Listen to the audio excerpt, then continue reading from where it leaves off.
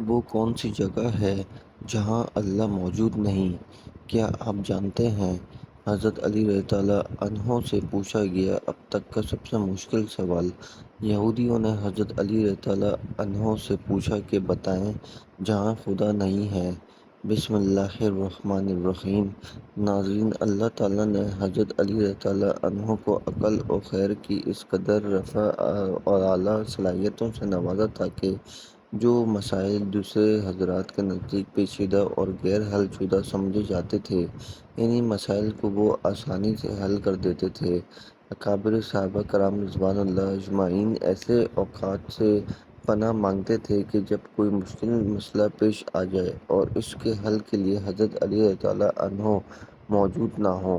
ایک دفعہ یہودیوں کی ایک جماعت حضرت علی رضی اللہ عنہ کے پاس آئی اور وہ حضرت علی کرم اللہ وجہہ کریم کے علم و دانائی کے مقام سے واقف تھے۔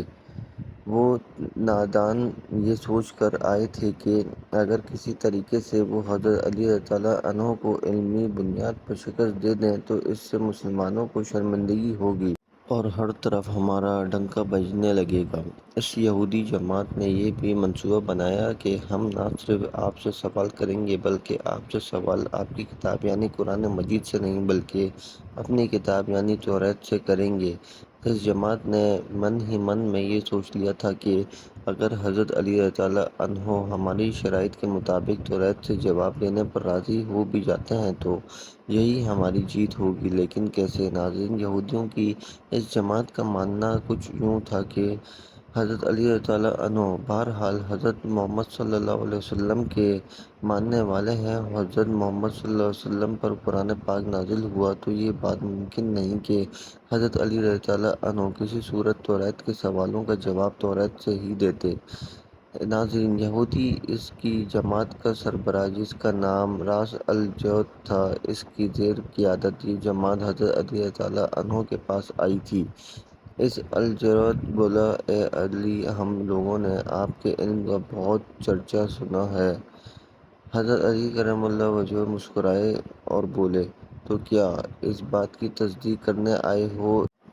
الجالوت بولا، ہم آپ سے چند سوالات کریں گے۔ آپ کو ان سوالوں کا جواب ہماری کتاب توریت سے دینا ہوگا اور اگر آپ نے سب کے سامنے ہمارے سوالوں کا جواب دے دیا تو ہم آپ کو باب العلم مان لیں گے۔ حضرت علی کرم اللہ وجہہ کریم مسکرائے جواب دیا، میں فی الحال اس بات سے بالکل غافل ہوں کہ تم لوگ کیا سوال کرو گے اور تم کیا سوچ کے آئے ہو۔ اگر میں تمہارے سوالوں کے جواب دینے میں کامیاب ہو گیا تو کیا تم لوگ دین اسلام قبول کر لو گے؟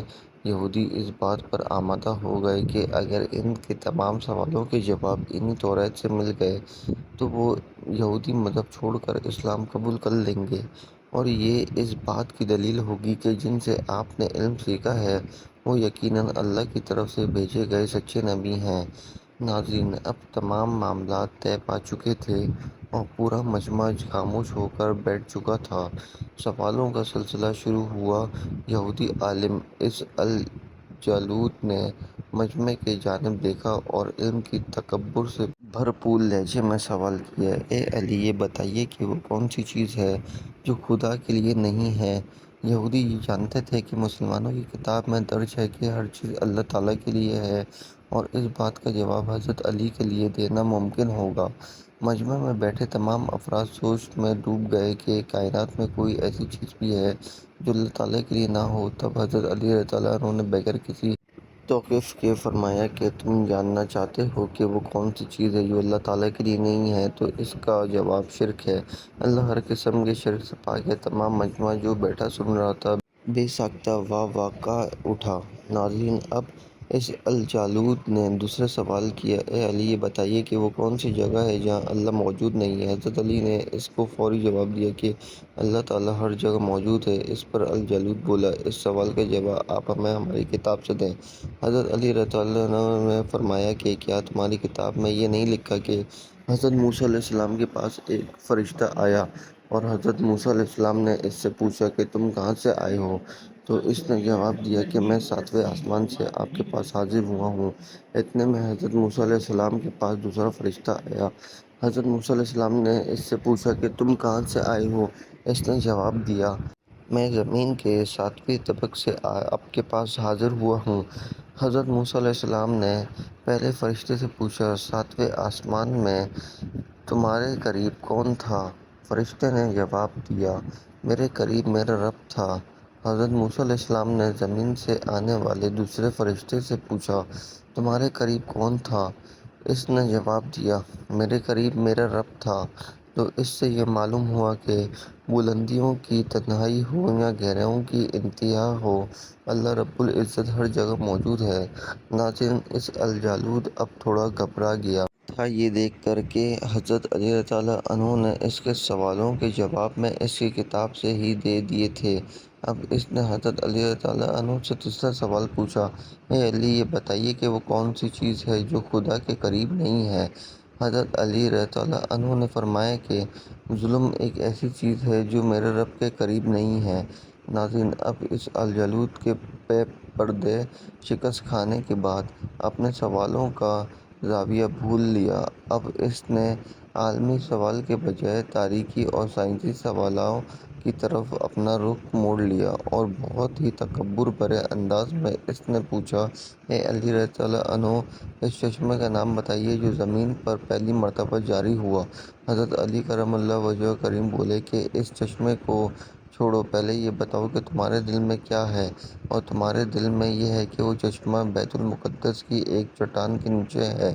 اس الجالوت کے منہ سے بے ساختہ نکل گیا تو حضرت علی بولے کہ آج اپنی اصلاح کر لو، کیونکہ زمین پر بہنے والا پہلا چشمہ وہ نہیں جسے تم لوگ سمجھتے ہو، بلکہ زمین پر بہنے والا پہلا چشمہ وہ ہے جس سے حضرت خضر علیہ السلام نے پانی پیا، اور یہی وہ چشمہ ہے جس سے آب حیات جاری ہوا۔ ناظرین، اس الجالوت اب مزید گھبرا گیا تھا۔ اس نے اس گھبراہٹ میں حضرت علی رضی اللہ عنہ سے ایک اور سوال کیا، اے علی، یہ بتائیے کہ وہ کون سا پتھر ہے جو آسمان سے پہلی دفعہ اترا؟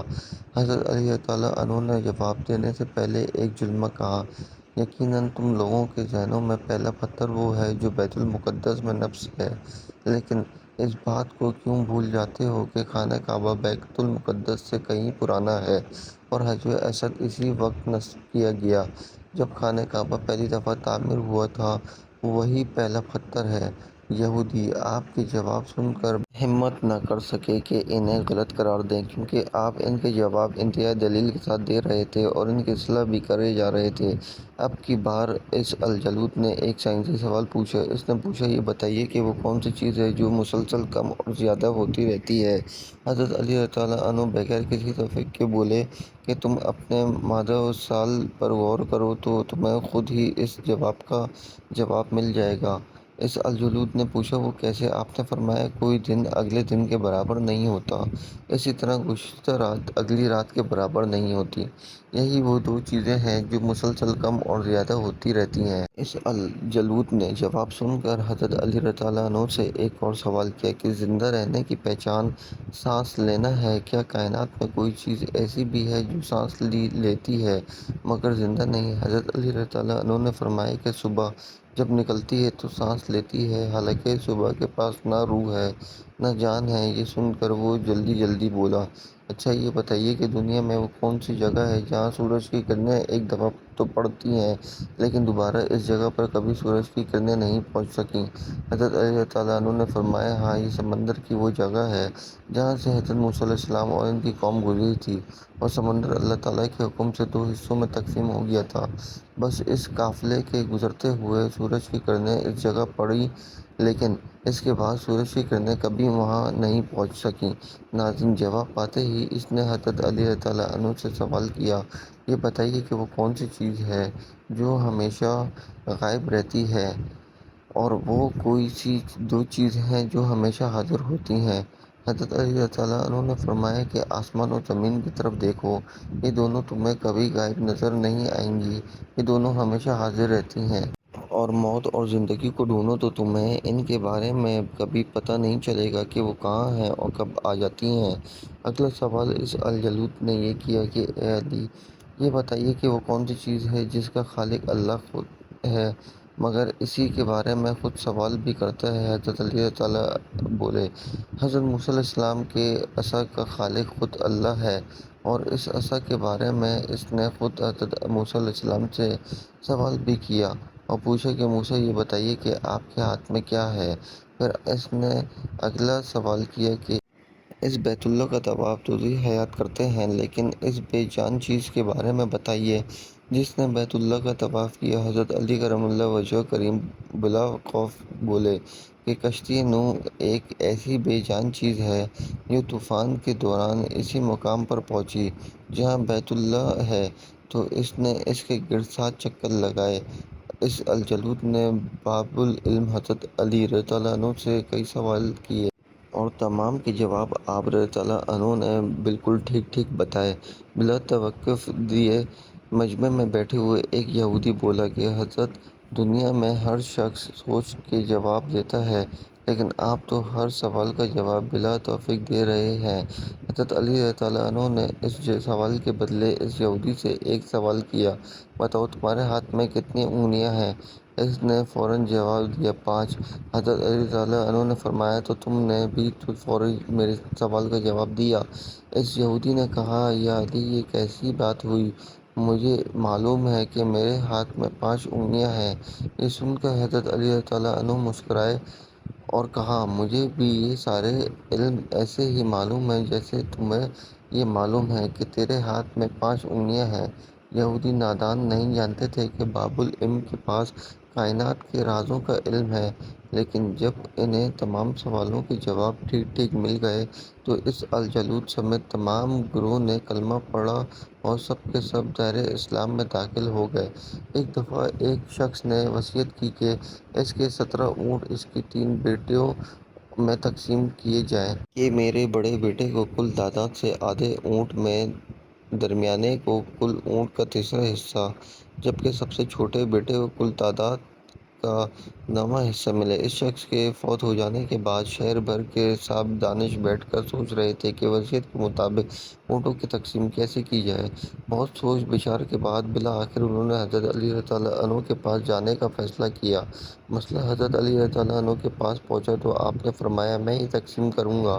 آپ رضی اللہ عنہ نے ایک اونٹ اپنی طرف سے کل تعداد میں مستعد ملایا، اب کل اونٹ 18 ہو گئے۔